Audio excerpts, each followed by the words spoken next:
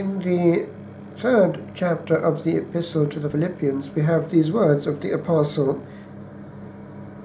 "For we are the true circumcision, who worship God in spirit, and glory in Christ Jesus, and put no confidence in the flesh." This can be extended to the realm of liturgy. We have to do essentially with the Spirit, expressing itself in outward mode, but it has to be the Spirit. We know of the danger of having a liturgy which actually draws attention to itself and drains the mind, soul and spirit, and is therefore, in a sense, dysfunctional. In the monastic life, after a while, one has a system which carries us along, both the timetable and the usages of the monastic day, but also the liturgy itself, where we meet with the people of God. Because of the fact that it is habitual, tends not, after a while, to need to be thought about, insofar as we think about the Lord while executing it, and not the other way around. And so it is important that whatever we do in liturgical mode, we start with the mode of encounter, love, and attention well fixed. If that is there, the rest will follow.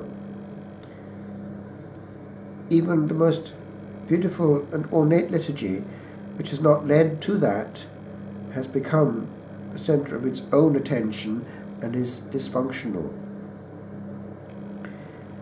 So, we breathe, we live, we encounter.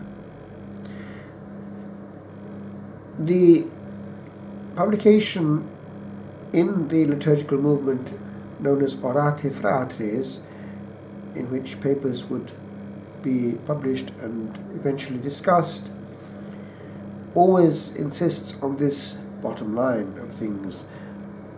It is the attitude that we approach, and then the rest will follow. However, there were differences of opinion as regards certain things that needed to be changed.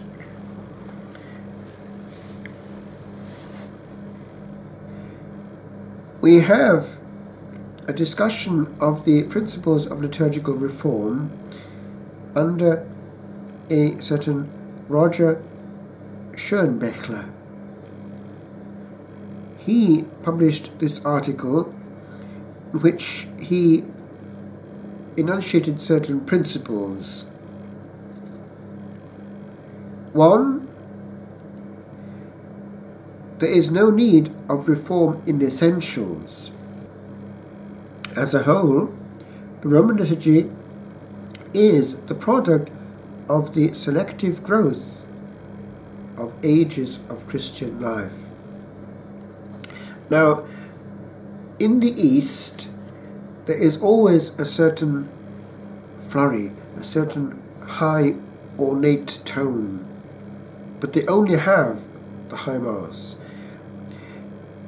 The Roman Rite, from time immemorial, is characterized by a certain sobriety. Of course, there are degrees, and the pontifical and the high can be quite ornate. However, compared with the East, there is always a certain linear movement. For instance, just to be specific, whereas in the East, because it's so long, there is a certain elasticity with the number of swipes of the incense. In other words, there is always backwards and forwards moving of the censer, the thurible. In the West, it's quite different. Everything is calculated, just to indicate a kind of mentality which is different. Number two, all reform in principle must be conservative. So we see here an important basic principle already made clear in any desire for change within the liturgical movement. And he goes on, no changes should be considered except where change is really necessary. Now that came actually into the teaching of the Second Vatican Council in Sacro Sacrum Concilium. E.g., he says, if a present rite has lost its meaning on account of changing historical conditions and background and the like. Now, we remember that the Second Vatican Council was different from all the other ecumenical councils that had preceded insofar as it concerned a wider cross-section of humanity. By the early 60s, there were huge blocks of mission lands who were going to be catered for. This was beginning to happen, of course, at the Council of Trent with the discovery of the New World. But here we have new continents, countries of early evangelization, that are actually to be looking into what is going to work out there, because it had been presumed that one took also a lot of European culture down to Africa. Well, this had to be looked at. And the fruit of the Second Vatican Council has been that enculturation has gone ahead in a big way, and the result is that quite often they do, in their own mode of expression, celebrate very well in African countries, for instance, and also in India, because of the openness of the Church to taking what is usable in the culture.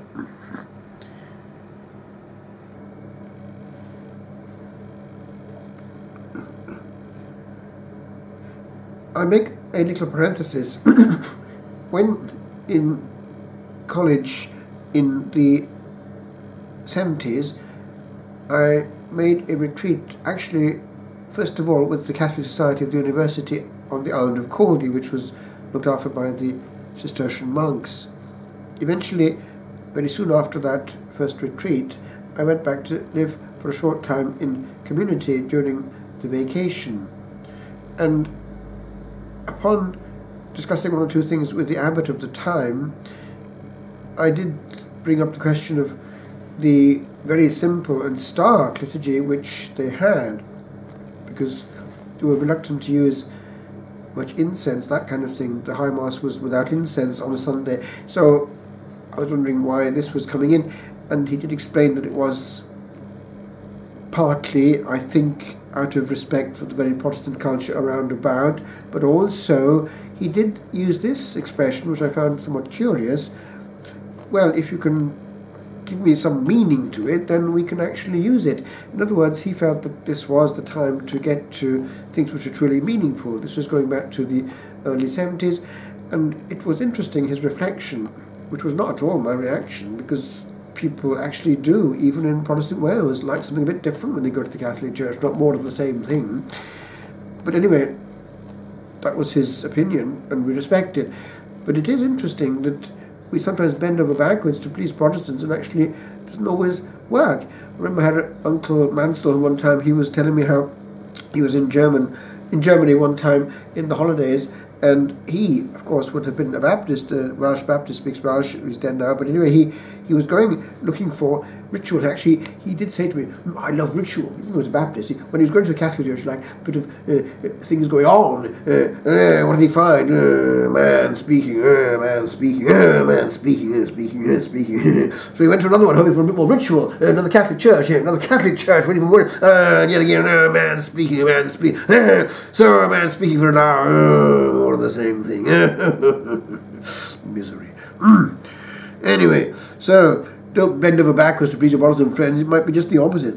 And another person, actually, I heard this on the grapevine. He was a Protestant minister, I think, and he's talking to our prior, because we had this French prior who had to go to do canonical visits here and there. And anyway, so he was saying to him, well, don't be in a hurry to drop the Latin, he was saying. There's a Protestant he was, yeah. Well, if we had it, we wouldn't drop it, he was saying. In other words, they from the outside were looking in and see, well, we got nice things and we don't appreciate them. Because they'd love to hear Gregorian chant, actually, on the sly.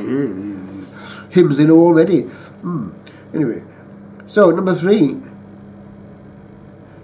Desirable changes will therefore always be small as compared to the liturgy as a whole, even though individual terms of change, individual items of change may actually be numerous. But the whole, the thrust is the same. That's what he's saying there. The adjustments might be numerous in detail, but the actual body would carry on. In other words, the feel.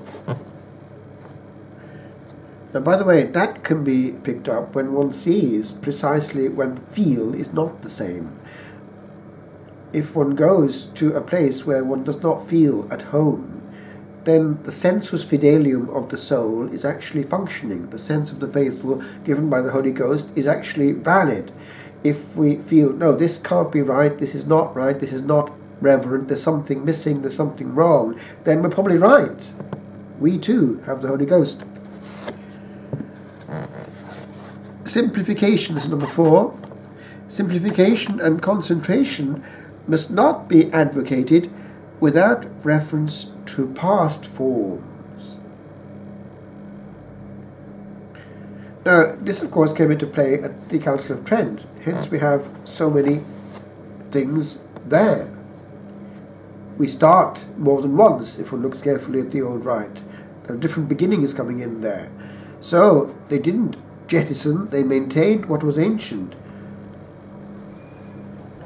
It was the fact that they had done that which led to the Second Vatican Council having to look into the question of precisely trying to find again the simplicity of the one linear movement. Because if we have 3 or 4 families of liturgy coming in and being juxtaposed in one liturgy, it's losing its thrust.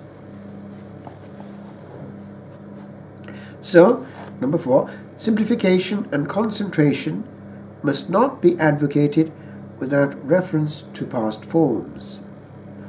All reforms must have a high regard and esteem for the traditions of the past.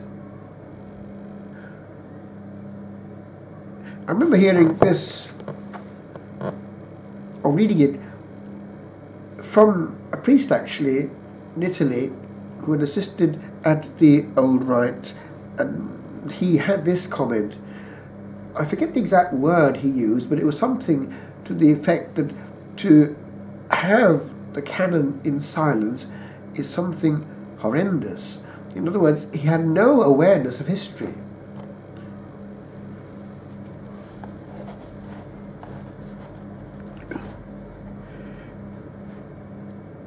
So, all reforms must have a high regard and esteem for the traditions of the past, for that which now exists, and which has been. Such respect will preclude the introduction of subjective inventions.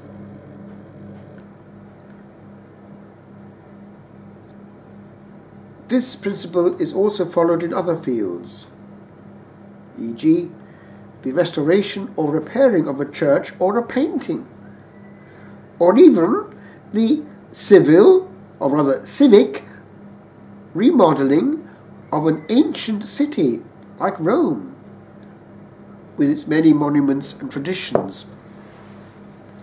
I was talking to a hermit, a lady hermit from Italy. She was with me for a while in retreat not that long ago, and we happened to be in one of our churches here, one of our 2 churches. It was the little church up in Bellestown. It's on the hill there.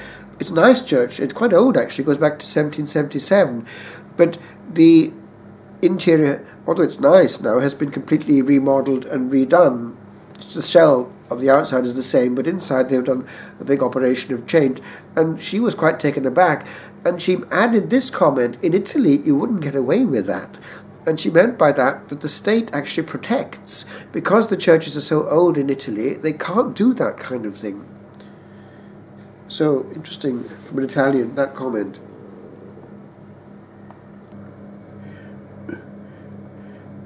So, number 5, reforms need not be a literal going back to the old, or a restoring of ancient rites and ceremonies. although they should always be of a traditional spirit. Many rites have been discarded in the past for good reasons, and there has always been development and evolution in liturgical practices. So, those 5 principles. The rationale for liturgical reform is clearly that of the movement to increase liturgical piety. They're not new, these principles. They are open to necessary development, yet carefully to conserve objective liturgical tradition as an organic whole.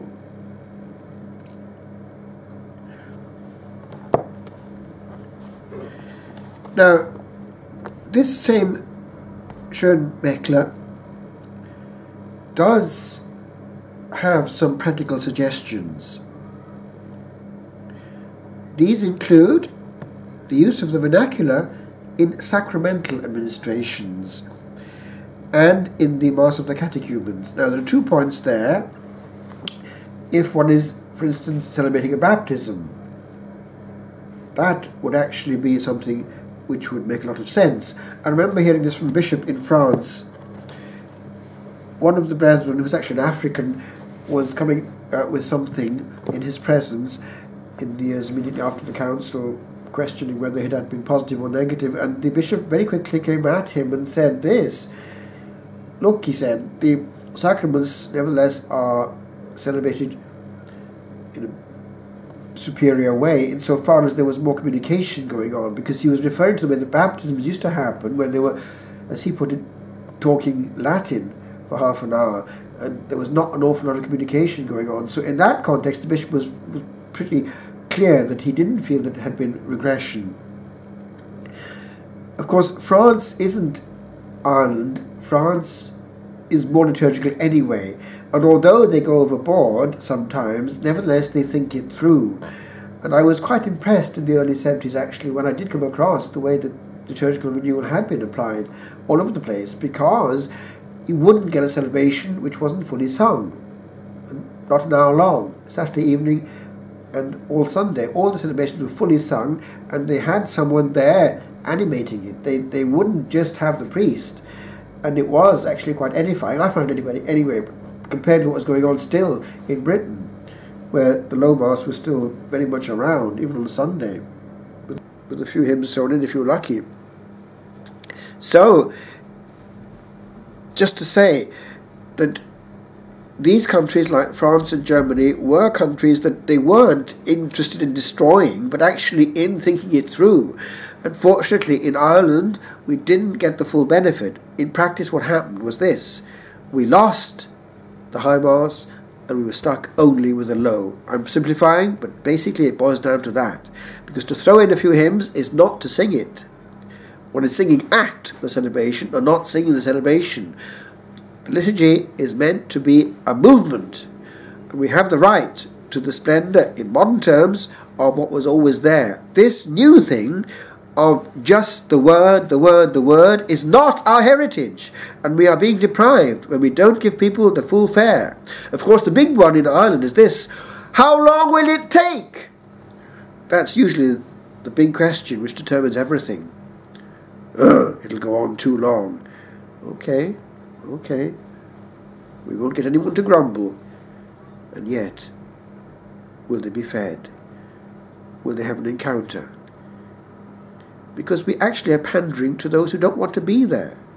Those who want to be there need more, and are not necessarily going to complain. I remember hearing this from a lady living in the north, and she was saying how she happened to be at one celebration on a Sunday, and she happened to overhear this conversation between a husband and wife in front of her. Towards the end of Mass, towards Holy Communion I think it was, the couple were there, and she heard that one was saying to the other, looking at the watch, look at this, 40 minutes, or was it 45? I don't know what it was. Anyway, just think, in that church down there, we would get it in 35 minutes, or something to that effect. In other words, the mentality was that. And we had a priest not far from here. He's actually deceased now, but he used to be proud of the fact that he would go at tremendous speed and attract people for that. Well, the kind of people who would be attracted by that, not the kind of people actually want to have there. It'd be far more interesting to have a smaller number there, but actually really want to be there. The feeling in the air would be quite different. It is depressing for a priest to have to celebrate with people who don't want to be there, because their body language tells you they don't want to be there. They're sitting as far away from you as possible in the back so as to make a swift getaway. They're shuffling, they're not looking. Who cares what he's saying? He might be preaching his heart out, and all they want to do is get to the end. Is that what liturgy is about? So let's get this straight. We might actually find the contrary happening. We found that actually in our Sunday Mass there near Navan in Johnstown, that it still is growing bit by bit, not in a spectacular way, but bit by bit it grows, and they come precisely because they want to have the full fare. They want the experience, they want a quiet time. It's a full package with confessions before and after, and silence during and also before and after. In other words, it's something which actually draws those who really, really, really, really, really know what the meaning of contemplative liturgy is about. It's something quite different from this pandering to the mentality of entertainment.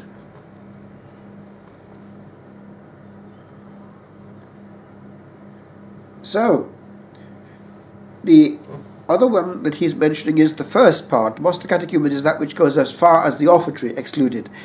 And he is advocating there the massive use of the vernacular.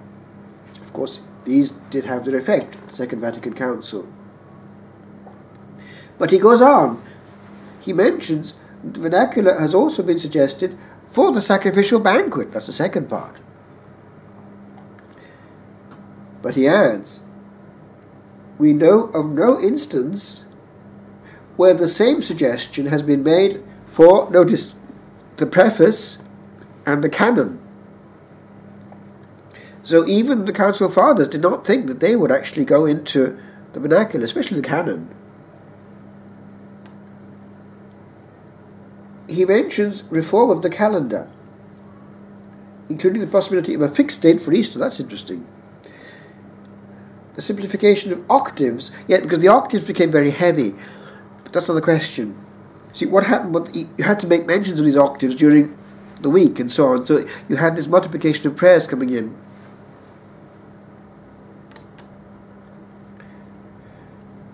And there were quite a few octaves.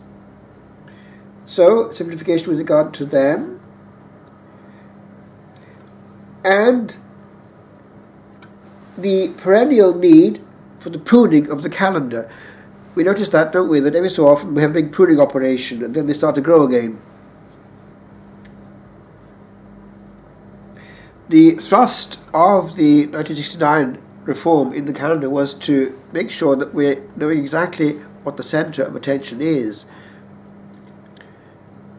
The thing is that it's not easy to do because we know that Pope St. John Paul II canonized more saints than any other pope, so we have a large number of new ones, but they're no longer obligatory. In other words, there are degrees of universality with regard to the application.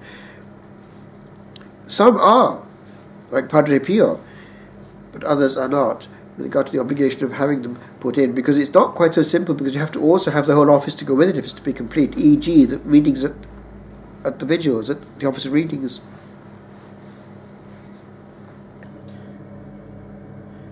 He suggests that the Holy Saturday Vigil could again take place on the evening itself. That, by the way, ought to be looked at.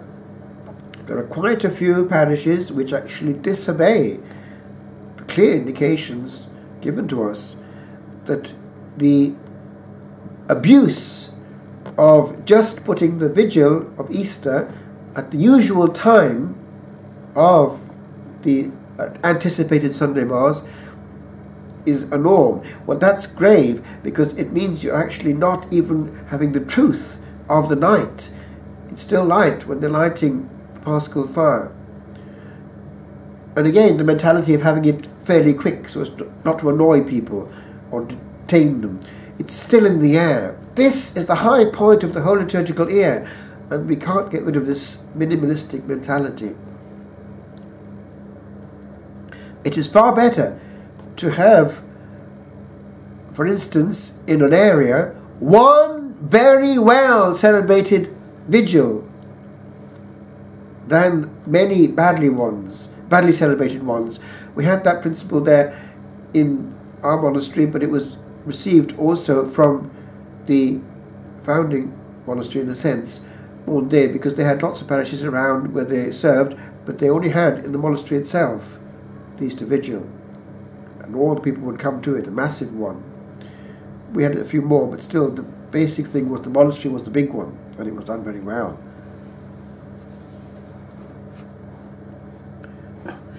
So he suggests that it should be on the night itself. Remember now, it had been on Saturday morning. It had been on Holy Saturday morning. And you were talking about this glorious night when the sun was rising. Bizarre. But that already, of course, came in, the actual adjustment of it, before the Second Vatican Council, because Pius XII worked on it. And so that was fairly quickly put into practice and completed in the application of the instructions after the Second Vatican Council, because the work was already done, essentially. And by the way, one could see already at that point how things were going to go, because in that celebration, already, as far as I can make out, the celebrant was no longer asked to say privately what was being said by somebody else, the choir or the chanter of the reading. This was something which was a problem and took a long while to shed. You'd have this situation, remember, where in a celebration where different people were involved, the celebrant had to, before, say every word, even if someone else was saying it. So it made for a kind of double celebration. The priest and then other people doing their thing. So this all had to be looked at.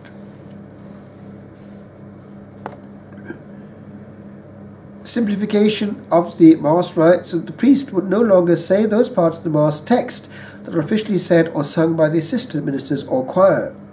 So there we are, already before Pius XII, that was coming in. Well, actually, Pius XII was starting to reign not long after this, wasn't he? He came in during the war years.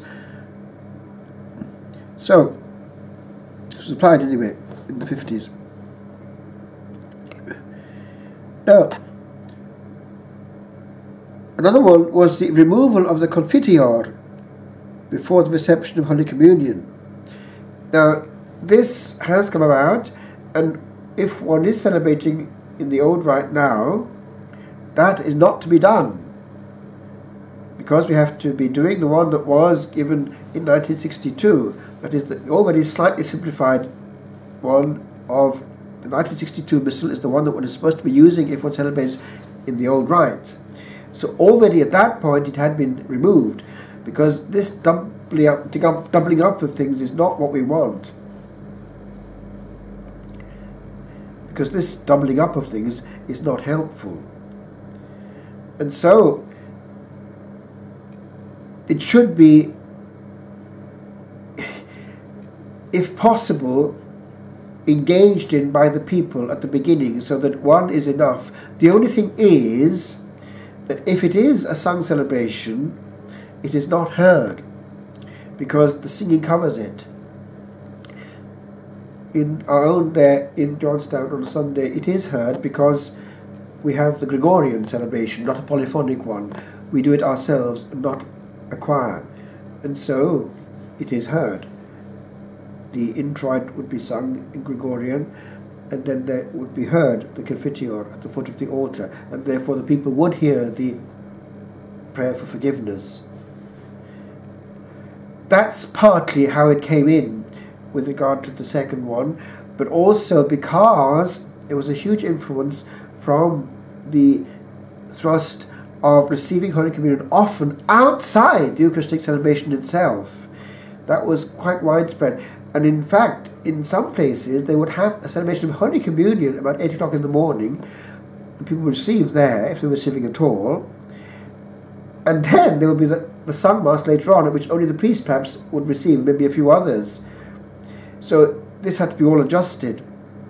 But that's explaining how the instinct to have this kind of absolution before Holy Communion was so strong that it was very much felt it had to be there just before Holy Communion, especially if it hadn't been heard at the beginning when there was a choir singing.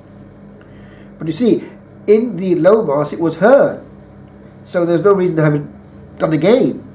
And most celebrations were not sung. So it was, in practice, too heavy to have the second one coming in. Of course, it went and hasn't come back. And then, strangely enough, a reform of church architecture to facilitate participation of the faithful, which includes, notice, giving the altar a more prominent and more central position. Now this is a thorny issue.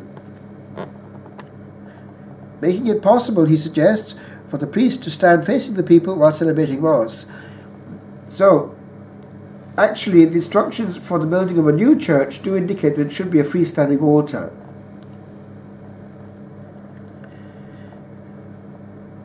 But of course, a freestanding altar means a freestanding altar, and it should not be one that impedes either direction.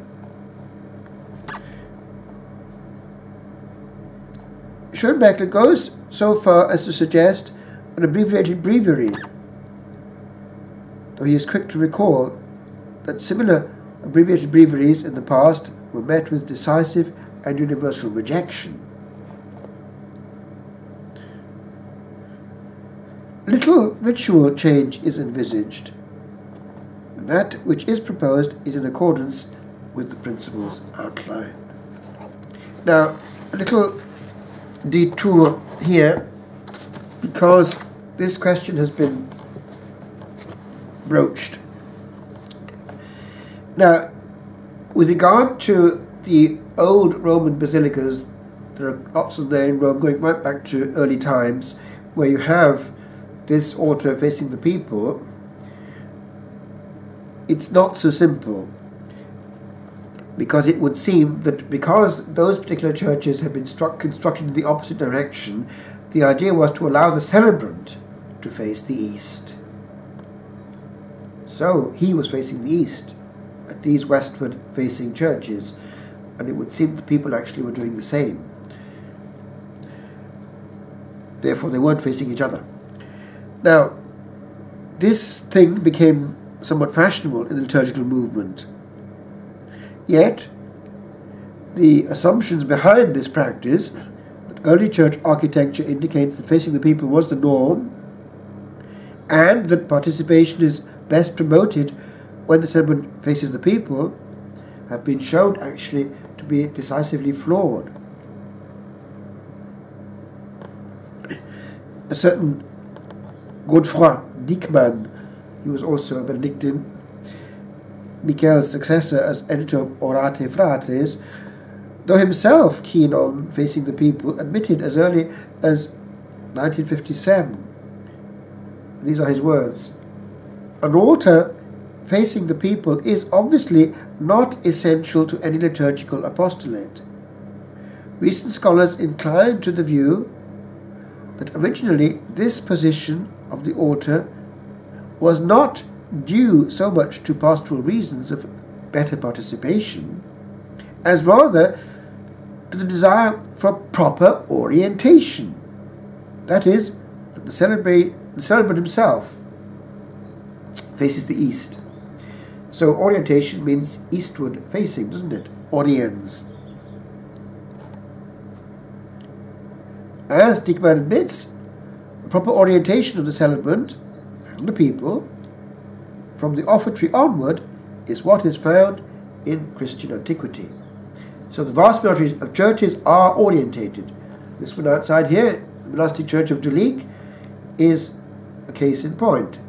The window faces east, and therefore one sees the sun rising. And it was very moving in the monastery to have that experience every morning.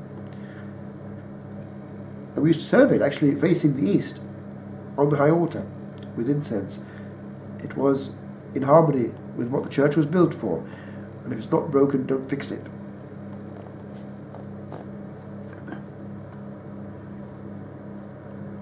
And we also had, of course, the miraculous cross. That crucifix the Lord wanted there. When the authorities removed it to put it in a museum, we had this miracle. The ground started to move. Earth tremors, earth tremors, earth tremors. And eventually, only when it was brought back did the earth tremors cease. Dr. Malcolm Reed, Benedictine, who's an expert on liturgy, comments on this point in this way, that this was not thoroughly appreciated by the liturgical movement, and that this erroneous fashion persists still, is a timely reminder that peremptory reforms risk the loss, albeit unwittingly, of important theological components of liturgical tradition. Now, what he's saying here is this: the simple fact of facing one way or another is also a dynamic. Change the dynamic and you enter almost into the theological field. Because one asks oneself, who and what is being celebrated? Do you see the problem?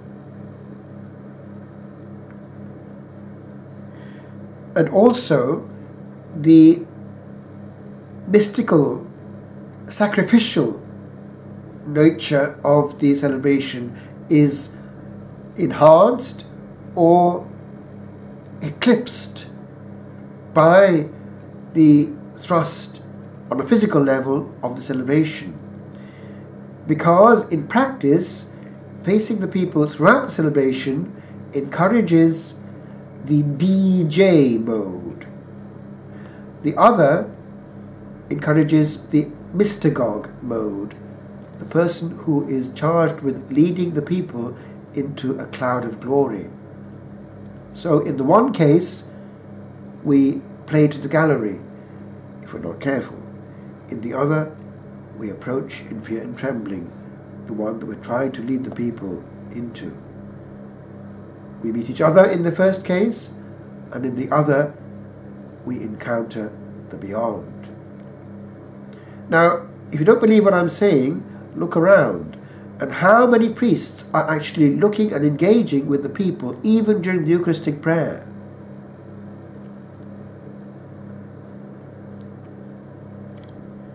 The next contribution on liturgical reform pointed out that essential participation was not always deemed to be visible participation.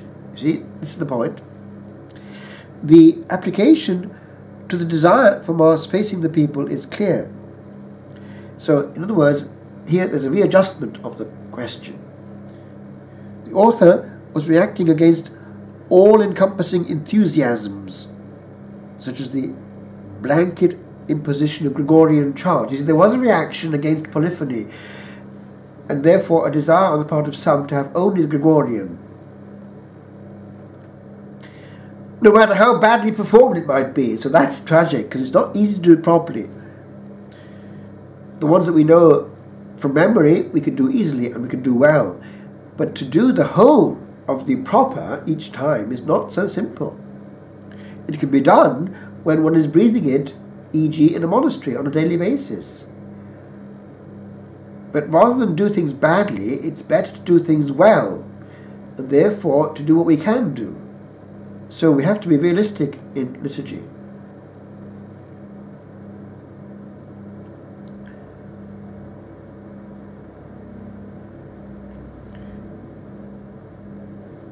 His is also a timely reminder of the foolishness of sudden and ill-thought-through reforms. So we have here this quotation.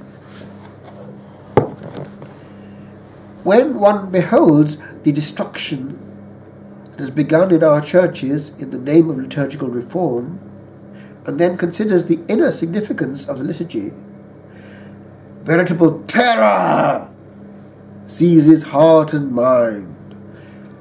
Priceless gold and brass chandeliers designed in the imperial style are junked, so that lanterns like those in any depot can be suspended as liturgical symbols. The Baroque wood carvings of a cathedral are discarded as old lumber, so that a rayon drape can hang behind its altar. And the walls are painted like those of any living room. Peculiar chalices and monstrances, which are in reality the embodiment of individual eccentricities in craft, are preferred to normal shapes and designs in the name of liturgy. And most deplorable of all, a type of picture representation done in flat lines, often grotesque and intrinsically disproportionate, will immediately be called liturgical, simply because it is hard to look at. These and many instances of barbarous individualism are daily doing damage to the true cause of the liturgy, because first principles have been lost to sight in an eagerness to change. An eagerness to change. Does that sound slightly familiar? An eagerness to change. So, I just finished with one little comment. What always has worked risks working perfectly well yet again. If we see things not entirely working, is it perhaps for one simple reason? It is not God who is working, but we are in some way using the slot to do our own thing and limiting the Holy Spirit in his expansion and calm operation. What we do have in our time is an expansion of adoration that has been brought on through the inspiration of the Holy Ghost right through the Catholic world. Let's see if we can use this slot to make up for what we don't get sometimes in the noisy liturgy, because we need to have that encounter. It's important that we make of our holy hour a genuine upward, inward thrust of heart and mind, and even of body. It's important to kneel rather than sit, if it is at all possible. The body then is praying, and the mind prays with it. Sitting is what we do in front of the television. Adoring is what we do in front of our God. There is the story told of a place in Mexico, I think it's in the north, Jerez. It is a place which was extremely dangerous. It was a place where drugs were rife, and there were violent scenes between cartels. One of the most dangerous places on earth. And in this place, Jerez,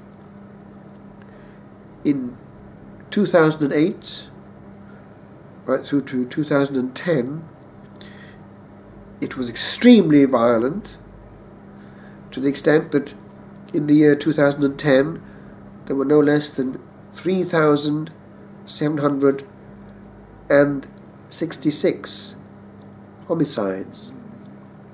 So violent to the core. Nearly 4,000 murders, therefore.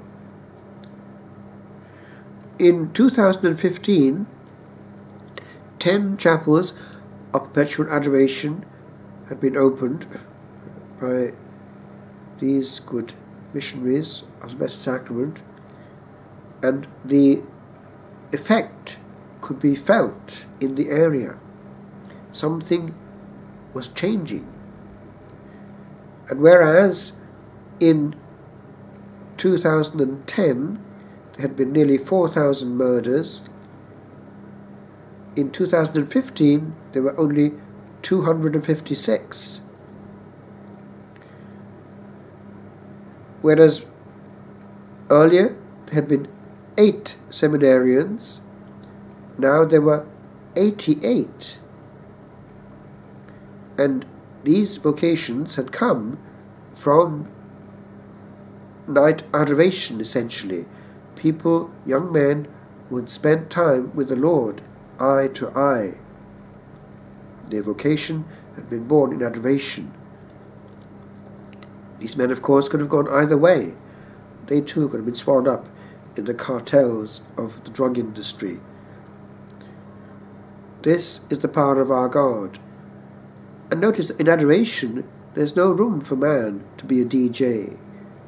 All that one does is give the throne to the Lamb, and the Lamb upon his throne knows perfectly well how to claim his own.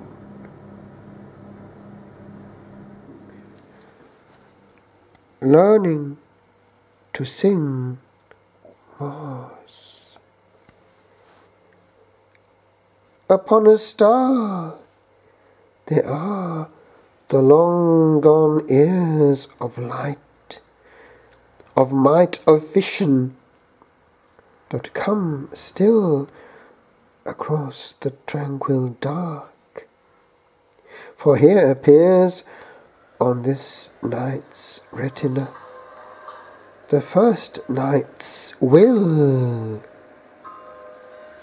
O Ancient of all days, I see thy hand on this, the steady mark that is to come upon my soul anon, and on this land of sorrow deep I peep yet toward my home. For though I shall thee hold, and shall thee call from yonder spheres, I here am not for ever to be held. And droplets small of Godhead that made all are all the lot of one that in the universe is held between what is grasped and what is not beheld. O bliss, O bliss, O utterness of bliss, that this shall be and never cease to be, and that a morrow that one day did miss should come again and e'er remain, to see each dawn yet to be born well consecrate the Master of the aeons, where he comes into these little hands. Aha! To wait upon a word wherein the cosmos roams. This is to hold the ropes of all the earth, and toy with joy of rayons that come well to this old vale of tears, where veiled is mirth.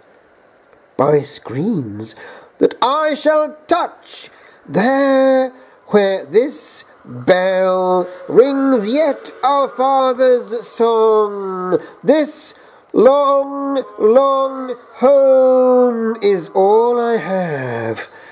I have it. It will come.